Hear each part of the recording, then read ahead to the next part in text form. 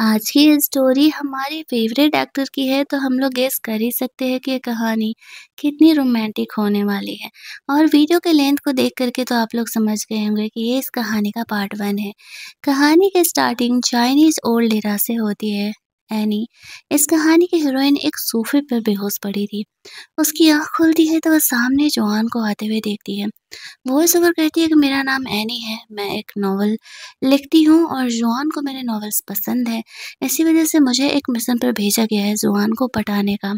जुआन यहाँ पर आता है और एनी के बॉडी को इधर-उधर टच करने लगता है। एनी काफ़ी घबरा जाती है और जुआन से पूछती है कि वो ये क्या कर रहा है। जुआन उसे कहता है कि हर रोज़ बहुत सारे लोग मुझे मारने के इरादे में मेरे पास आते हैं, मुझसे मिलने के लिए आते हैं। क्या पता तुम भी उन्हीं में से हो। इसी वजह से मैं तुम्हें चेक कर रहा था।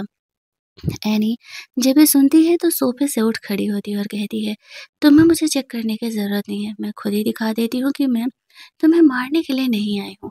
वो खुद को हाफ अनड्रेस करती है और जवान को दिखाती है कि उसने यहाँ पर कोई गन वगैरह नहीं रखा है, जिस वजह से कि जवान को भरोसा हो जाए कि वो उसे मारने के लिए नहीं आई है।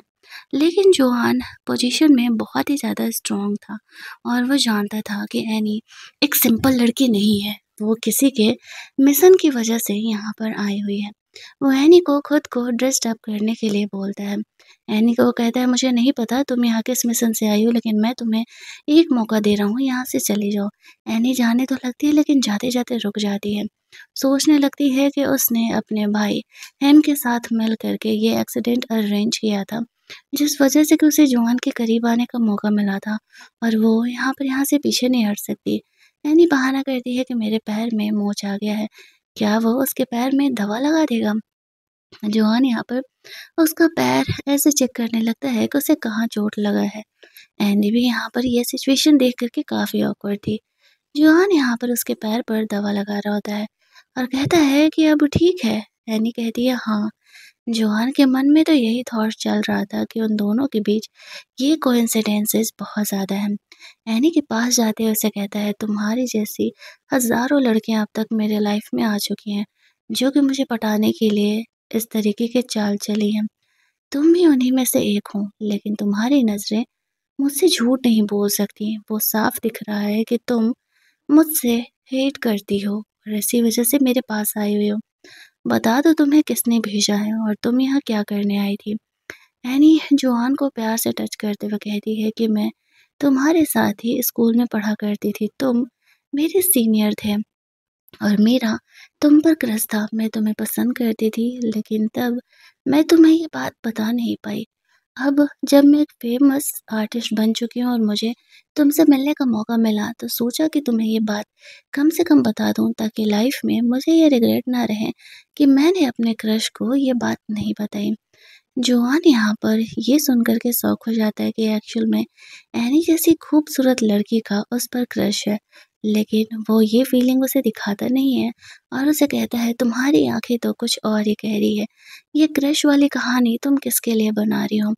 वो अपनी गन निकाल लेता है, एनी को शूट करने के लिए कहता है, सीधे-सीधे बता दो तुम्हें किसने भेजा है, वरना मैं तुम्हें दोबारा शूट करने से पहले सोचूंगा भी नहीं। एनी कहती है, तुम्हें सच में लगता है कि मैं तुम्हें हार्म करने के लिए आई हूँ? जॉन कहता है, ऑब्वियसली हम दोनों का कोई कनेक्शन नहीं है। ये क्रश वाली बात भी तुम झूठ बोल रही हो और तुम मुझे ये दिखा रही हो कि तुम मुझे पसंद करती हो। एनी उसके पास जाते हुए कहती है कि हाँ, मैं एक्चुअल में तुम्हें पसंद करती हूँ, तुम्हारे साथ रहना चाहती थी। इसी वजह से इतना रिस्क लेकर के मैं तुम्हारे लाइफ में आने की कोशिश कर रही हूँ। लेकिन जुआन जिस प्रोफ़ेशन में था, वो उस प्रोफ़ेशन में रहने की वजह से खुद के अलावा किसी और पर कभी ट्रस्ट नहीं कर सकता था। वो उससे कहता है, तुम्हें नहीं लगता है कि हमारा मिलना हर बार बहुत ही कोइंसिडेंटल रहा है? जैसे कि वो एनी से फर्स्ट टाइम मिला था, जब एक बंदा एनी को उसे इंट्रोड्यूस करा रहा होता है कि ये बहुत ही अच्छा नॉवेल लिखती है और वो एनी को कहता है, ये चाल मेरे सामने मत चलना, मैं तुम्हारे नॉवेल से इम्प्रेस हूँ, तुमसे नहीं, इस बात को ध्यान रखना। उसके कुछ दिनों बाद जोआन लेट नाइट ड्राइव करते हुए आ रहा होता है, तो एनी का इस तरीके से गाड़ी जोआन से टकरा जाता है। एनी रोड पर गिरने की वजह से बेहोश हो जाती है।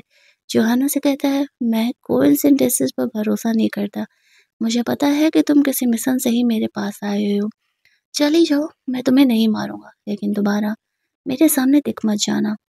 एनी कुछ सोचते-सोचते वहाँ से जा रही थी, तभी बाहर से कुछ गुंडे लोग जॉन के घर पर अटैक कर देते हैं और गोली चलने से जो शीशा टूटता है, वो एनी को चोट लगने ही वाला था कि जॉन आकर के वहाँ पर उसे सेव कर लेता है।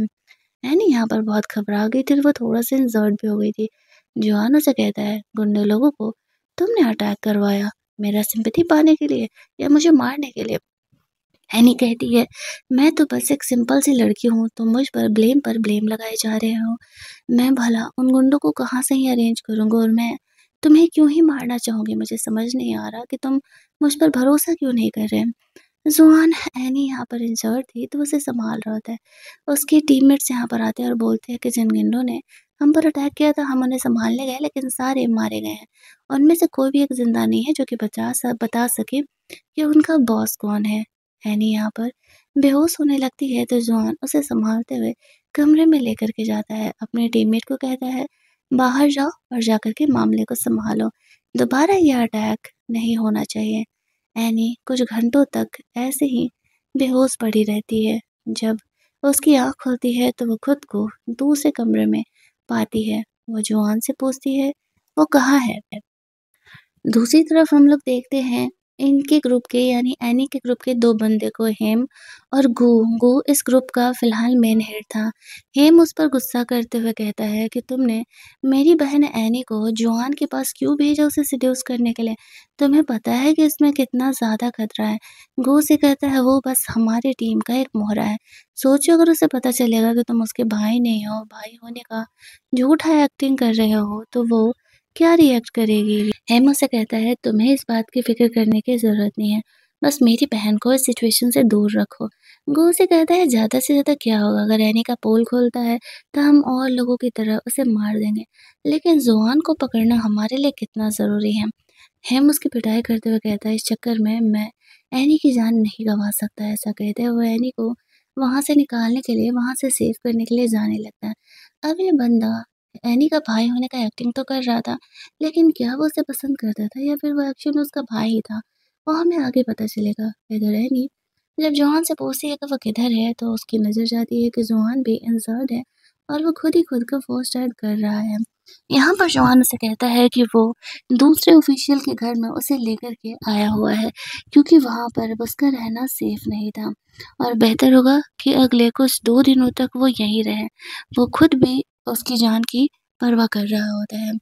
लेकिन एनी अब जोहान के साथ रहना चाह रही थी। वो जोहान का फ़ोर्स करती है। जोहान यहाँ पर उसको हक करते हुए कहता है, "सिर्फ़ ये 2 दिन और तुम मेरे साथ रहने वाली हो। इसके बाद हम दोबारा कभी नहीं मिलेंगे। तुम अपने रास्ते और मैं अपने रास्ते।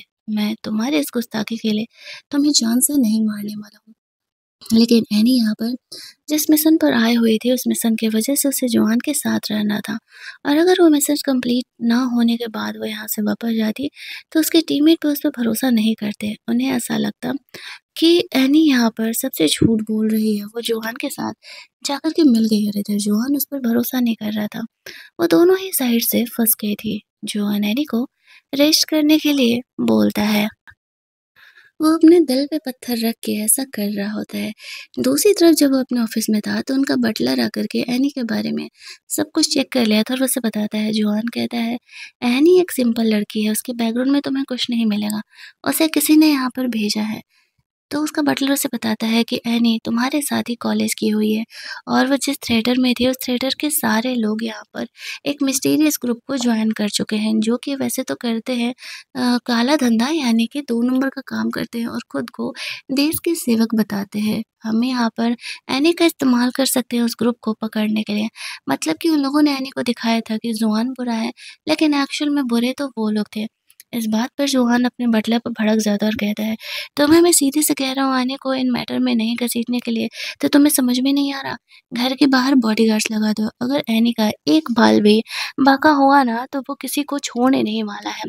वो एनी से इतना प्यार करता था, ये बात एनी को खुद नहीं पता था। उसका बटलर चुपचाप वहाँ से चले जाता है। सब कुछ जानने के बाद भी जुआन यहाँ पर एनी का हेल्प करने का डिसाइड करता है।